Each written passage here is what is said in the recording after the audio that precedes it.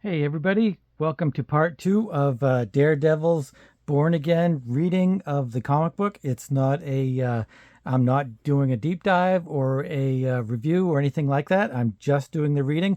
We started with issue 227 of Daredevil, and that we'll do a quick recap where Karen Page, worst girlfriend ever, sells Daredevil's secret identity, which is Matt Murdock, to the Kingpin, and the Kingpin puts through all of these different machinations to destroy Matt Murdock. He takes away his law degree. He sicks the IRS after him. He stops all of his bank accounts. He pretty much destroys Daredevil's life, Matt Murdock's life, and it's just slowly all of these things keep happening, and Matt Murdock doesn't understand what's going on. At the same time, Foggy is he and Matt have split ways in their law company, law firm, and but there's a bright spot for Foggy, and that's Gloria.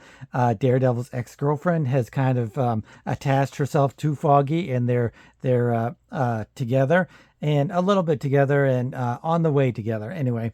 And so it's just more and more of Daredevil falling into the abyss of self-pity. As all of this stuff's happening, his mind is starting to go, because it just was starting to go anyway, but all of this stuff with Wilson and Fisk, the Kingpin, it just kind of pushes him over the edge.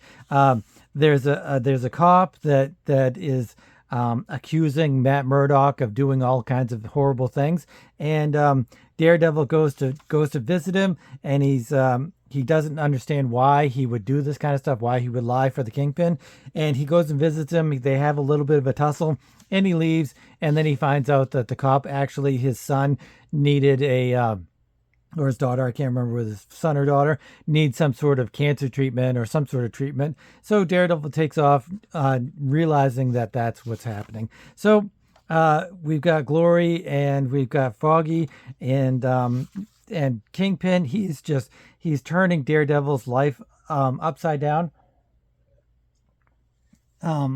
Daredevil goes to all of these different crime places looking for some sort of answers as to what's going on, and why Matt Murdock is being targeted and all this stuff.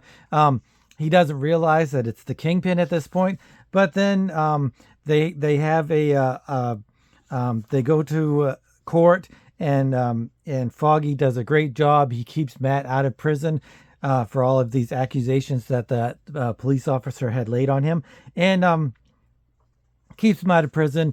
And Matt Murdock really appreciates that, but he's lost his law license, and other stuff. Karen, at the other end of the spectrum, she's in Mexico. She's trying to get away from these pornographer / drug dealing / just everything horrible, and she's just trying to get away from that. Murdock walks home towards his house, and that his father had for him, and it blows up, and that's when he realizes it's the Kingpin. And so we go into issue 228 of Born Again, and this might be my favorite issue of all of them. But before we get into that, I'd like to show you some of my own work. This is the newest Random Access. It's issue number 33. It is black and white. Usually Random Access is in color, or my portion of it is anyway. But I'm gaining more and more artists to do more contributions to Random Access, to make it more of a true anthology, which is what I've really wanted it to be. So we've got me, Shane Evans, Jeremy Duncan, and Doug Roberts does the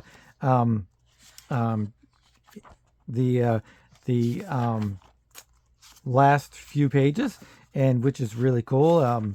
And we've got some advertisements here. If you guys, anybody would like to contribute to Random Access, please let me know. You can get these at patreon.com/Alexander Turbin. Or you can message me at AlexTurbin0441 at Yahoo, or AlexTurbin04401 at Instagram. And there's going to be more to come from the new Random Access.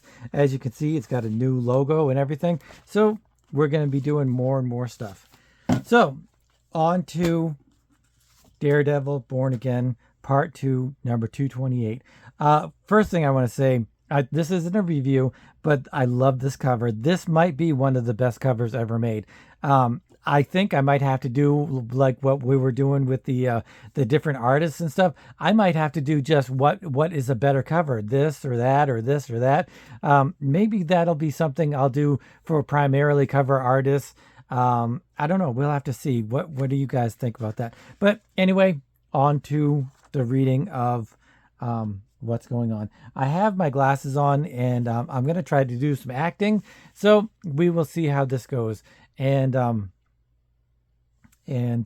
so it goes. They're only human. They do their best not to think of him and what he used to be. To Foggy Nelson, he was partner and best friend. To Gloriana O'Brien, he was the man she loved. They do their best. Be careful now, Foggy. Foggy! Ow! Foggy, are you all right? No problem, Glory. Landed on some of my best padding. Better get the phone. Ring, ring. Hello? Glory, what? Foggy, it was Matt, and he didn't make any sense.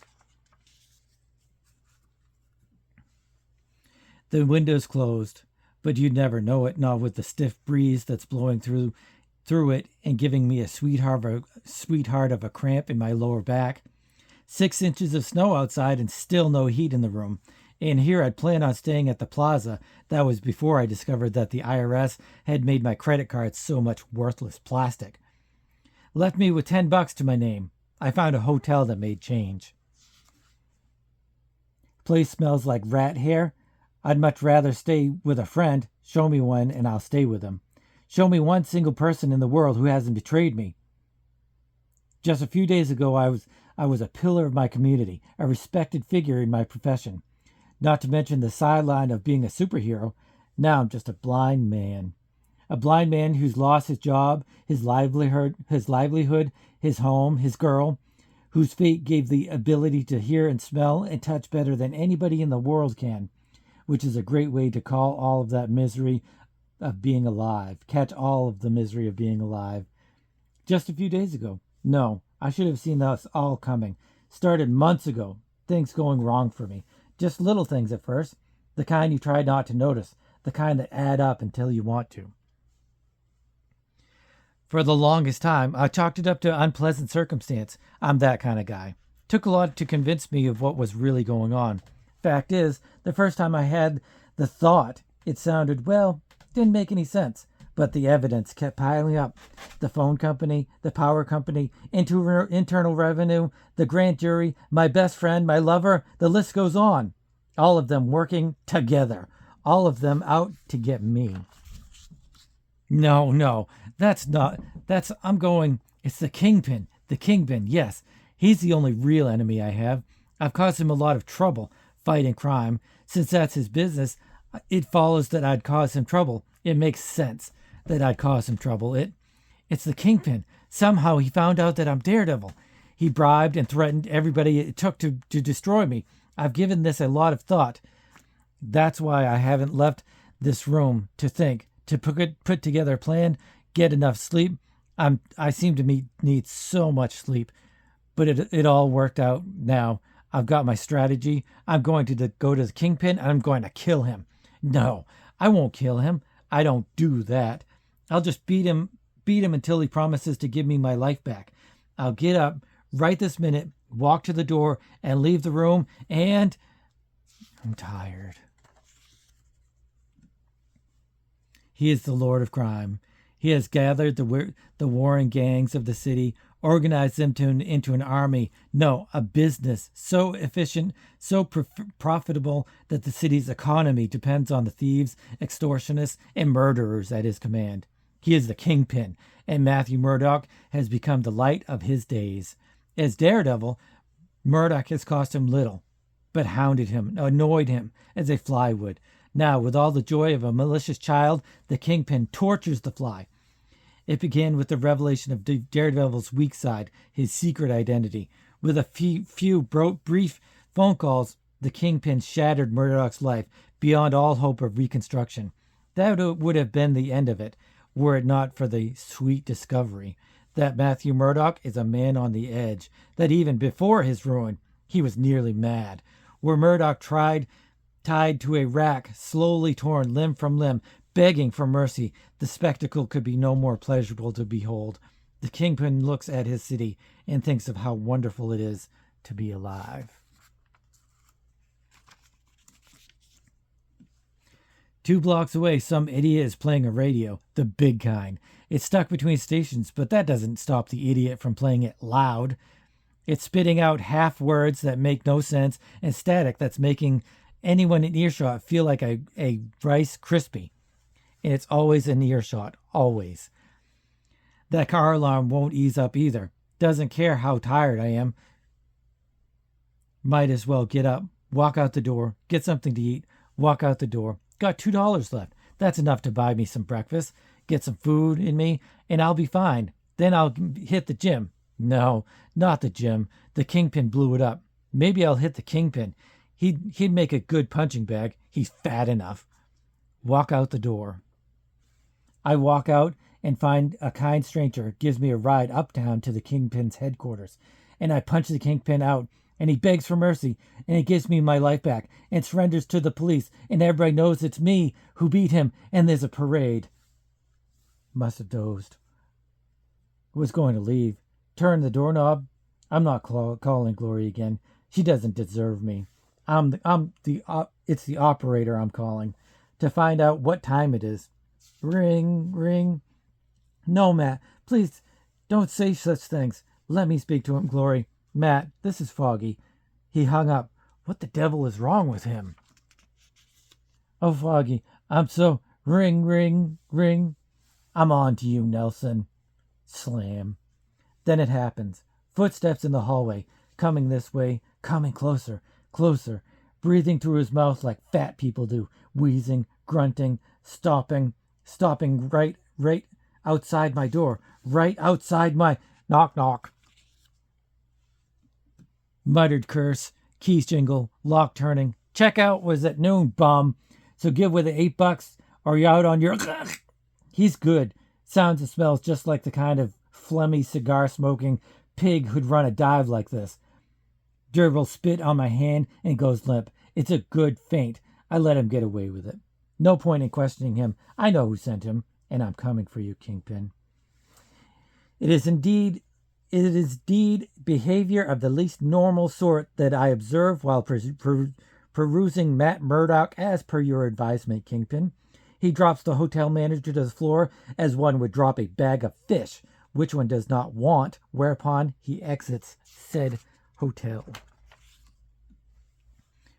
To walk to the 14th Street entrance of the Uptown D train like a man repossessed. I myself gain admittment to the very same subway car as Murdoch, there to observe him to be in a state of extreme aggregation. We proceed without incitement to the Pennsylvania station stop, whereat 3 youths, bored, brandishing 9mm handguns of the street variety, loudly declaiming their intention of depraving the passengers of their personal effects. Here at one elderly man attempts a frantic disembarkation of one of the youths, administrates to him a reprimand that is a physical nature. And Murdoch does nothing. Nothing, boss. At this moment, I now describe, that is.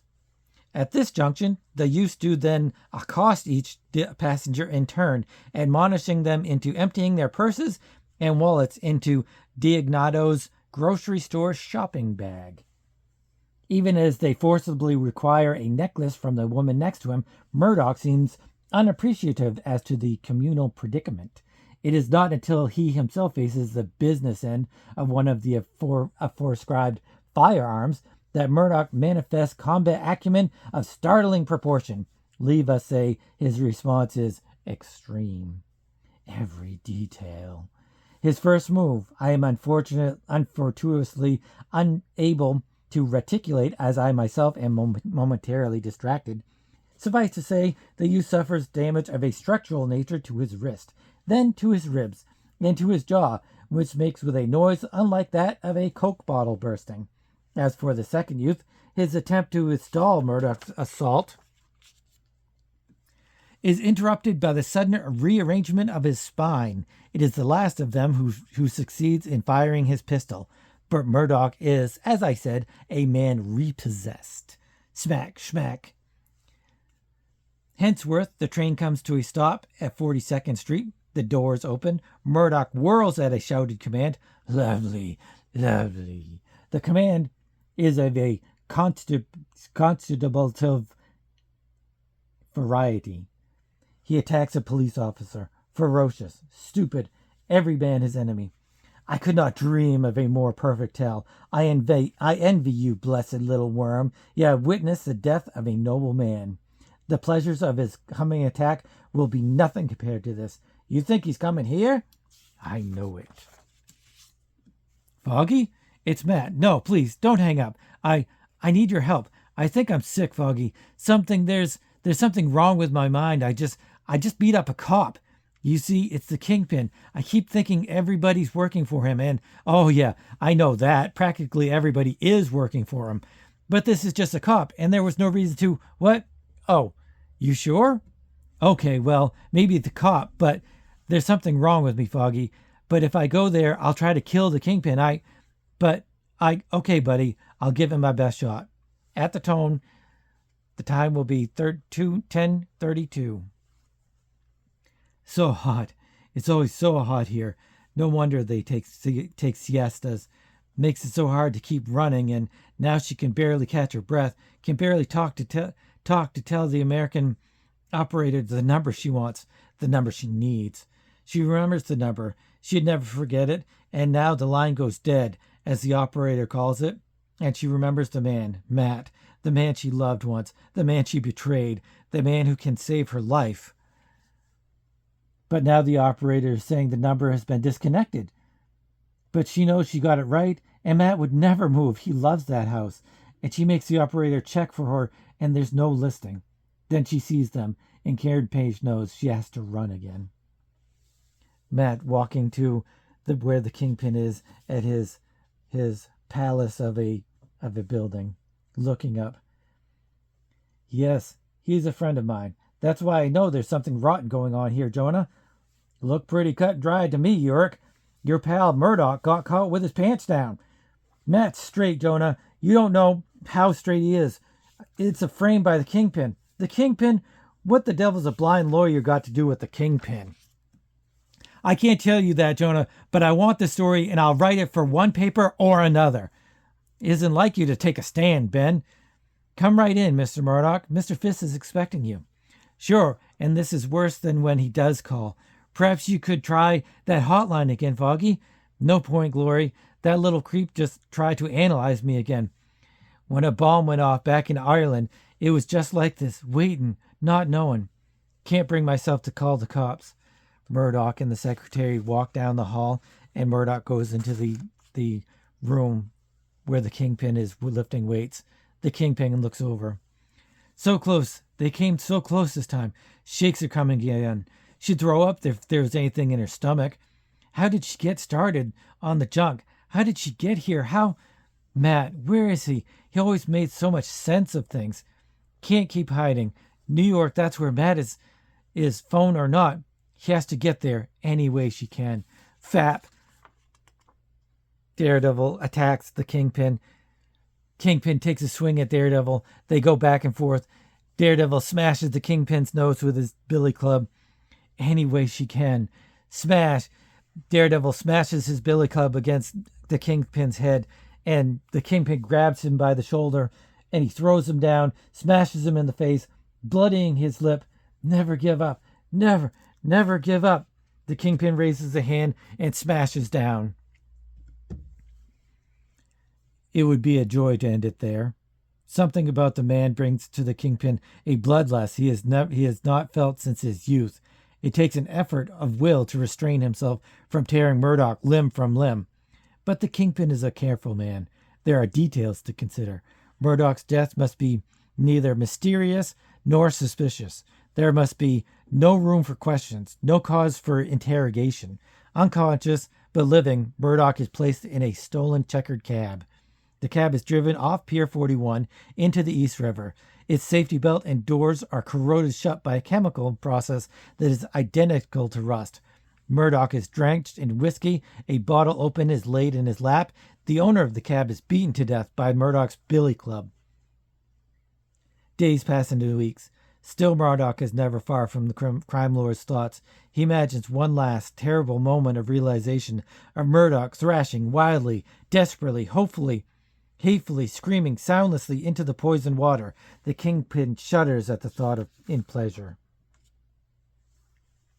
The world seems flooded with sunlight. Daily business becomes a joyous, childlike game.